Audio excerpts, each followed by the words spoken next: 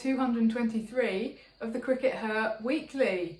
We're back recording at home, which feels a bit strange, but here we are, and we're actually recording this ahead of the England v New Zealand ODI at Worcester. So just in case you were wondering, or you're watching this after that game, then that's where we are in the series. So the first match was at Durham on Wednesday, and it could hardly have been a more comprehensive victory for England. Well, I suppose they could have won by 10 wickets instead of 9 wickets, but yeah, they bowled New Zealand out for 156, and then Tammy, Beaumont and Maya Bouchier did all of the hard work getting the runs. Well, not really hard work though. Sid, what did you make of it all? Oh, it was a really good performance from England overall. I think that's, you know, everything clicked into place, didn't it? Yeah. So New Zealand did get off to a bit of a flyer, and there was some not great bowling from one end up top, but Lauren Filer bowled well. But basically post power play, you know, England's spinners and Nat Siver as well took control. You know, Nat Siver put in her 5 overs. I believe that was all she was going to bowl in the match, because she's still limited by her knee injury. But between her and the spinners, locked everything down, and you know, New Zealand just kept losing wickets. And then England, with not a huge amount of runs to chase, it has to be said, came out there and everything clicked into place. And I mean, just Tammy, Beaumont and Maya Bouchier opening the batting, they just seemed to be having fun out there. There were just huge smiles on their faces. All the shots they were playing were coming off. You know, the boundaries seemed far. It's like they'd gone and moved the rope in 10 yards between the New Zealand innings and the England innings. And you know, that's Jon-Ball. I guess the only slight concern is that, you know, this, I mean, by far the best England performance of the summer in the seventh match of the summer. And if Jon-Ball comes off only 1 in 7 times, that's not enough to win a major tournament. They still got to make it click more often. But, you know, they've got a lot of matches left in this series. Of course, it's got a 5-ball T20 series to come, so a lot of matches left. 5-match T20 series, not 5 ball. That would be quite short. Oh, yeah. Let's hope New Zealand lasts for a bit longer than that, Sid, otherwise it's going to be very competitive indeed. Can I pick up your point about Jon-Ball? Because you're absolutely right about Jon-Ball on the pitch still being a very inconsistent approach. My slight concern is about something that Tammy Beaumont said in the post-match press conference, which is Jon-Ball off the pitch, which she actually was talking about. It wasn't really about anything that's particularly happened recently, but I thought it was interesting nonetheless and wanted to discuss it. She was talking about something that happened to her during the Ashes last summer. She was, of course, England's big hero of the Test match at Trent Bridge, which unfortunately they lost, but without Tammy's double 100, they would have lost it by a heck of a lot more. And she actually said, I found the Ashes quite difficult last year. You have the high of scoring a 200 in a Test match, and then literally an hour after the end of the Test, you get told you're not around for the next 10 days. It kind of took the wind out of my sails a little bit. Now, I posted this on Twitter, and a few people responded and just said, well, she wasn't in the T20 team, she should have expected this, and that's just professional sport. On the one hand it is, but on the other hand, it's still something that, like, she's raised it, so it's still something that's clearly bothering her and that clearly had a really kind of deep emotional impact on her, and it just feels like a really like quite poor way to treat somebody who's just hit a double 100. I don't really see why she couldn't have just remained with the squad for the T20 leg of the Ashes, to be honest.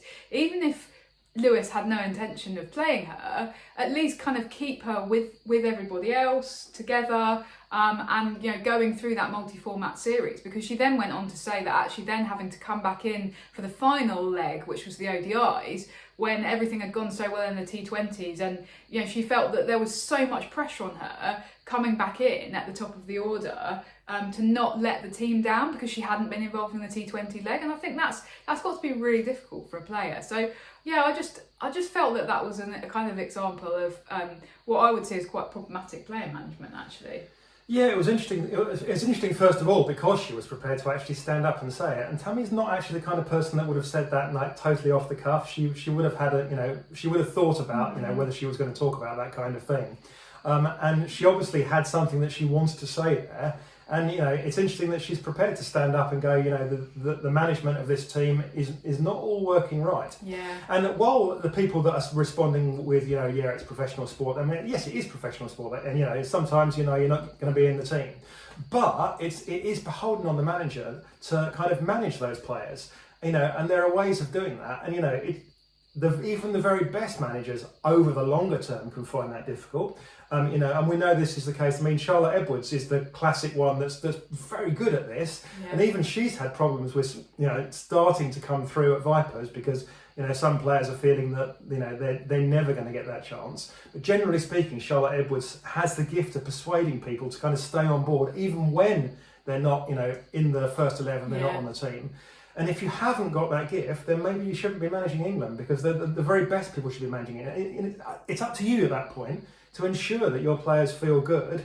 And as you say, what would it have cost them to keep Tammy around, to have her as part of the squad for those things? It would have cost them a hotel room. Given a completely insignificant amount of the overall budget, given the amount of paraphernalia and people who are not playing, people in the England setup now who follow the England team around the whole time, right? Like, it's just unrecognisable from where it was 5 years ago in terms of the amount of support staff they've got.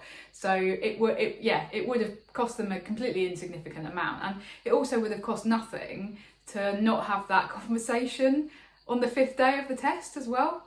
It's the timing of it as well that just smacks of a kind of, I guess, like a quite uncompassionate approach, and maybe this is going to be a bit controversial, but maybe like more of a man approach to cricket management, whereas I think we need a women's approach. That doesn't mean you have to have a woman, but it means you have to have somebody who understands how women feel, how women think, how women deal with things, which often is different. Yeah, absolutely. Anyway, moving on, another interesting thing that came out of Wednesday's match, Sid, which something I certainly didn't pick up on at the time in game. No, I was too busy frantically typing, was about Sophie Ecclestone, who has been given a demerit point by the ICC for something that happened during the game, Sid. Sophie Ecclestone has acquired another demerit point, not her first, as they made a point of saying in the ICC's press release. This was for hurling the ball in the direction of one of the batters. Basically, it was interpreted by the umpires who reported it to the match referee. The match referee was like, yeah, you were trying to intimidate with this. Eccles herself has admitted the charge, so that means that she's acknowledged that it's not worth fighting. She's basically saying, yeah, okay, that can be seen as intimidatory. She has to, ultimately, a single demerit point doesn't really matter, but if you get too many of them, then you do get banned. And more importantly, that these demerit points. I mean, we get an email as the press every time one of them comes through in either the men's or the women's game, because the ICC have only got one list of journalists that they email to, and you don't see that many of them, to be fair. No. There are God knows how many men's games played every year, and you only see 4 or 5 of these demerits come through. So it's not great if you wind up in a situation where you get one. Yeah, for me, it's a little bit odd in terms of, I remember the first one was during the Commonwealth Games when she was really cross with herself for getting out, and I think she didn't realise that the TV cameras were still rolling, and she came off the pitch and she there was a chair involved. Anyway, sorry, it's probably a bit harsh to be dragging up old incidents, but in a way I kind of really felt for her then, because England were losing and they basically stuffed up their chance of getting a medal in a home Commonwealth Games, and that was clearly really disappointing for the players. Whereas England were on top of this game for basically all of it except for the first 5 overs of the New Zealand innings.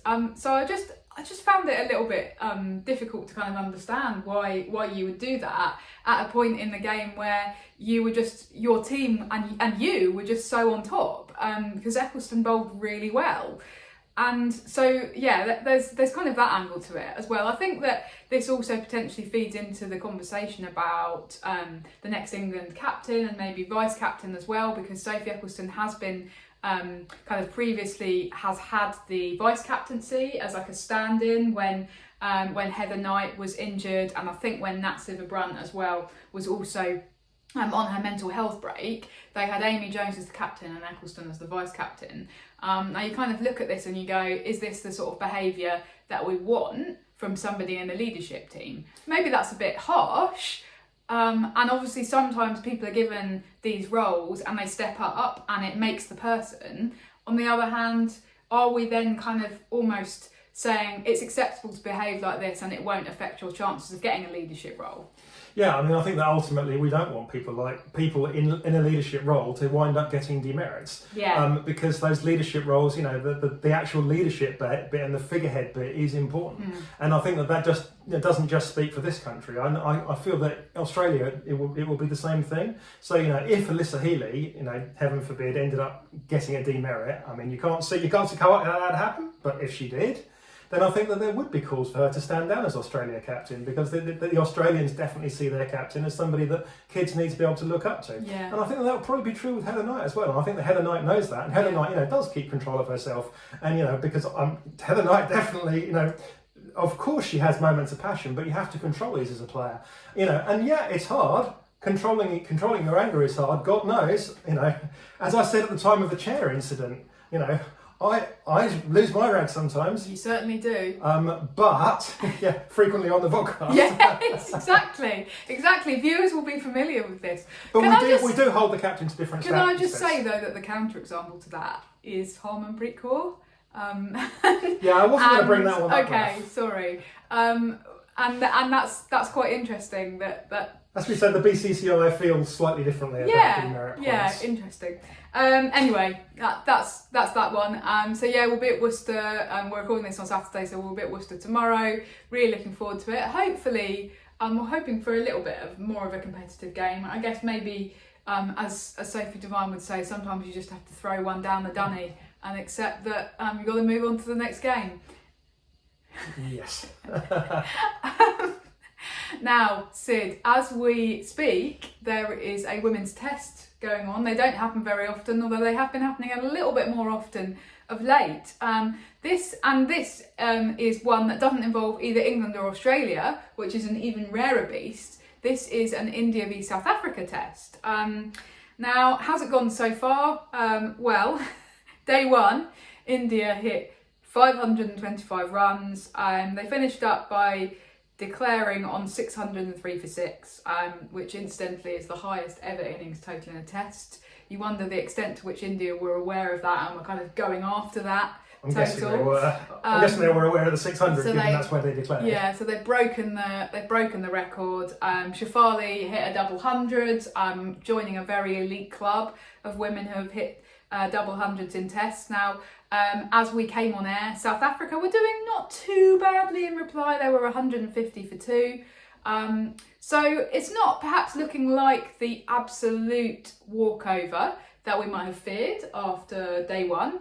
But nonetheless, there has been a sort of slight conversation around this in terms of if it does end up being a one-sided test, are there issues with that? Is that a problem? I think I'm partly inspired by Laura Wolvart's comments on the eve of the test, where she, you know, again, having to address this continued question of the sort of sword of Damocles hanging over women's test cricket. And she said, either we play more red ball cricket domestically, so we actually get a feel for how to play this, or we shouldn't play tests because it's very hard. Yeah, it was really interesting. I mean, in a way, it felt like she was almost kind of, it was an act of resignation before the match even started, because she was saying, you know, this is going to be really hard because we don't play any of this cricket domestically. The Indians have played a tiny amount of it over the years. I believe they played a tiny amount this year as well domestically, but you know, it's not like they're massively experienced either. But you know, India have shown that, you know, they have the kind of the strength to kind of power through these games, as they showed against England at the turn of the year, as they're showing now. South Africa struggling. I mean, it's been tough for South Africa. It's been another tough series for them, a tough tour. You know, they've got one outstanding player, Laura Wolfart. They've got Marizanne Kapp, who is an outstanding player but is struggling to kind of balance kind of the need to maintain her fitness and her availability. So, for instance, Marizanne Kapp's not able to bowl in this test. She didn't bowl at all in that first Indian innings, despite the fact that they bowled like 10,000 overs. They batted for 115 overs and she didn't bowl at all.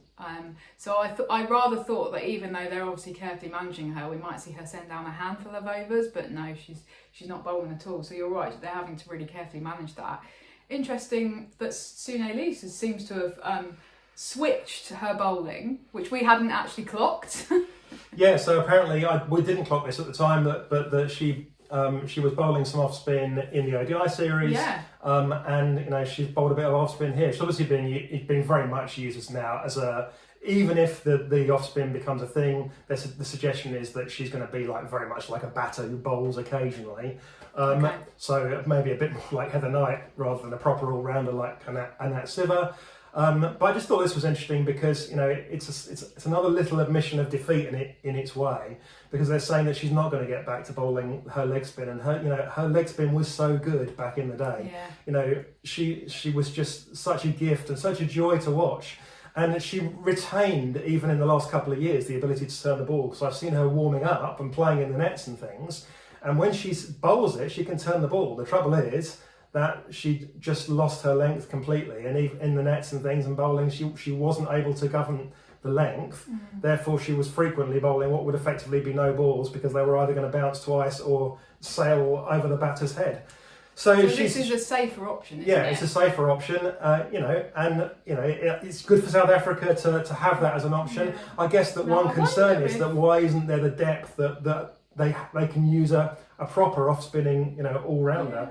Where are those players coming through the South African system? It feels like they've already repurposed Sune Lee once by, turning her from a leg spinner into a batter, and now they're trying to kind of repurpose her again because they don't have confidence in the players that are coming up through the system, and that's got to be a concern to South Africa over the longer term. Yeah. Now, I wonder if South Africa got any leg spinning batters around who aren't currently playing in the international side. No. Can't think of any. To return to this question of Test cricket, though, I guess that even if this does kind of turn into quite a one-sided match, it would be very hypocritical of us to say, well, that means that South Africa shouldn't be playing Test cricket, because England just lost to India by an innings several months ago, in a complete kind of nightmare game. And nobody kind of came away from that and said, well, England shouldn't be playing Tests. I think Heather Knight tried to say that maybe they shouldn't play Tests in India, which was quite funny. But I guess, I do feel a bit conflicted about it. I think that the trouble with very one-sided Test cricket in the women's game is that it always kind of raises this spectre of, well, there will be boards looking at this, for example, New Zealand cricket or the West Indies cricket board, and going, well, this is why we're not playing Tests, because it could end up in a horrendously one-sided game that's over within 2 or 3 days, and how awful, and why would we spend money on that?